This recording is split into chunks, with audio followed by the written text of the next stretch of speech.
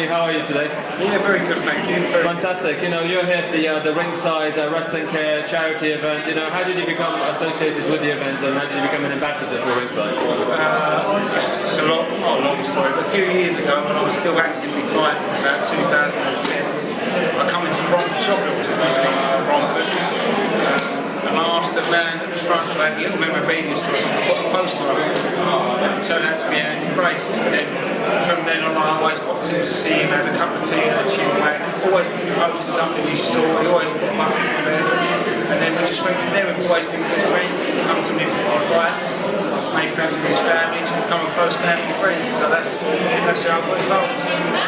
And you know, we've sort of kept an eye on your lengthy boxing career, and you know, what was the amateur career like before you turned professional? It was actually really good. I didn't have many amateur fights. I went into the senior 88s running up 3 senior fights, and I won the Northeast at heavyweight.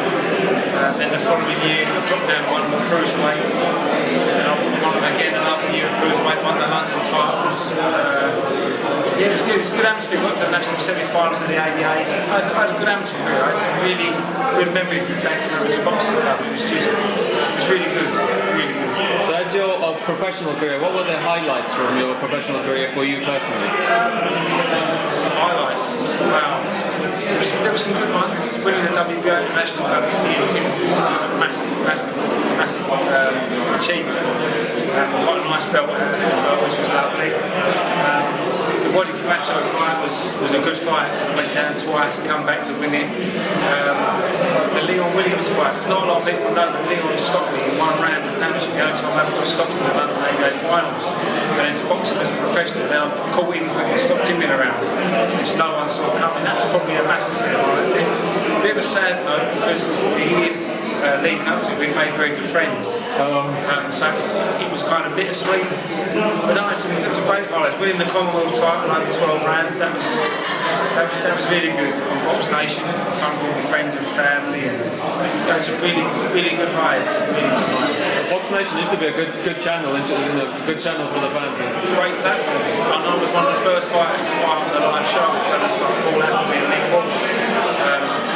Great platform. It was a great setup. I was with Francis Warren. It was fantastic. It started off so well, and I think it's still going well. It's fantastic. Obviously, as most people know now, I think everyone's going for the zone. So it's Yeah, there's so many more options now with obviously Sky branching out, and then there's the zone. There's so many subscription models that have surfaced. Yeah, so there's plenty more platforms for young fighters now. Whereas before it was more opportunities, I think. Massively, yeah. Before it was either you go with Eddie Hearn, obviously, and you've got Sky Sports, fantastic, or you go with Francis Warren and George and Fred. Or BT Sport, Exactly, yeah. So now there's no new things popping up. The Ultimate Boxer as well, and Boxer tournaments that popped up. It's just so many different venues. I still think they should bring back the prize fight on Sky Sports. I think that was a fantastic platform and for people to progress. So I thought it was fantastic. So, yeah, and what was your toughest fight in the ring? Toughest fight? I'd say Camacho. Obviously, physically, he was bigger, stronger. We was actually amateurs together. We used to spar as amateurs, and he was always a weight or 2 above me. So he sparred some heavyweights before as well. He's massive. Yeah, he's huge. I'm measuring at 6'3", and he's meant to be 6'3", but he's ginormous. He's a southpaw as well, and I always knew from the amateur days he could punch with the left hand, and that was probably the hardest fight. But physically. It took a lot to come back. I was 4 rounds down after 2 rounds, and then to come back and win it took a lot of hard work. Yeah, so that's probably the physically toughest. Who do you think is the best cruiserweight of all time, in your own opinion? It's got to be Holyfield for me. It's got to be Holyfield. I absolutely love it, man. When you think the man started professional as a light heavy, moved up to cruiser, moved up to heavy. He's still basically a cruiser when he moved up to heavy. He's the real deal. Yeah, but then closely behind him, I love David Hay, massive David Hay fan. So because when I was obviously coming through the amateurs, David Hay was my main. But yeah, so I was in awe of David Hay really for a long time.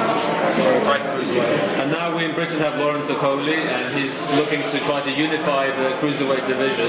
Do you think he'll at some point step up to heavyweight? I think he'll have to. He's absolutely ginormous. He's huge. Massive. He's the same size as Josh. He's a super cruiserweight. He's massive.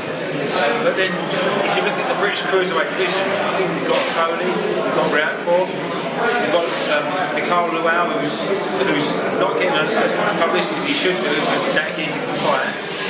He's huge as well, he's massive, isn't he? Chris Billiamson, but I tell you a dark horse that not a lot of people paying attention to, Dion Juma.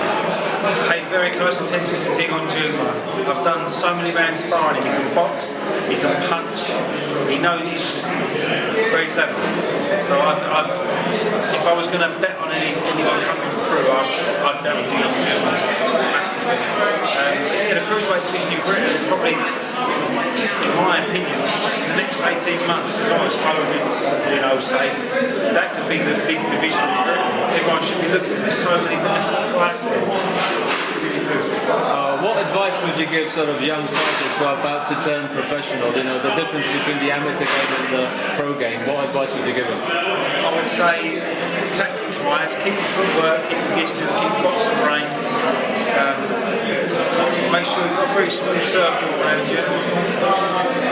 Keep yourself grounded. And just stay fit and ready all the time. Always be fit and live it. Don't just be in the gym for 6 to 8 weeks and get fit for a fight. Live in the gym, train hard all the time. You never know what opportunities come up at very short notice. And what were your tips for sort of dieting or making the weight? Always stay close to the fight. There's nothing more frustrating than seeing someone come in the gym 8 weeks out of a fight, 36 pound overweight, 30 pound overweight. You've got to spend the first 3-4 weeks getting the weight down, and then you work on tactics. You should always stay within, I'd say within 7 pounds of your fight. So you're there already. Yeah, that's the main thing I'd say. And also, would like to ask you your opinion, your prediction with the potential Anthony Joshua versus Tyson Fury fight, because that's the one all the British fans want to see eventually. So, what do you think could happen there, if it does come off? That's a very tough one to beat. I want Anthony Joshua, obviously, because I've met him. I know I was very, very lucky a few years back. I got to do some technical sparring with him, and I was even luckier. He's a nice man. He didn't take my head off, but he's very good. Joshua, his jabs like a right hand. Fury's he's hard to prepare for. It's just one of them fights because Fury doesn't know what he's going to do next. He's so long, and you think he's 6'9". He could probably touch you from here. He's so big. I don't really know. I can't pick it. It's one of them ones. It's very frustrating. But I don't know. I can't answer. That's fine. You can sit on the fence. That's perfectly fine. But I prefer Anthony Joshua to Joshua. Fantastic. And just to say that you also train people outside of the ring. What are the classes like? Really good. I work at a gym called SD Martial Arts and Fitness. It's in Colchester. It's Ringside Lovely gym, absolutely ginormous. It's actually got an ultimate ninja course in there, and then the gym and a massive dojo, and it's brilliant. So I do like white collar training. So I train people from the ground up, from scratch, teach them basic boxing. I enjoy it, to be fair. It's good fun. It is good fun. And also for the children, for the youngsters, would you recommend, as the part of the British national curriculum, for boxing to be introduced in a controlled environment to sort of improve children's self-confidence, ability to defend themselves and increase their fitness? I think that's a very good idea. I mean, you've got enough people doing these schemes, like put the knives down schemes and things like that. I think if kids were in school learning how to box, honestly, it's such a good discipline. Such a good discipline. You look at how the boxing fraternity is with each other. Everyone shows respect. Everyone's decent. Everyone's kind. I don't think I've met anyone in boxing that I don't like. I think it's a very good idea to have boxing introduced in schools, just to give kids that grounding, that discipline. Very good idea. Fantastic. Well, thank you so much, Tony, the Conqueror Conquest, for being on T&N TV, and see you again soon. Thanks a lot. Thank you.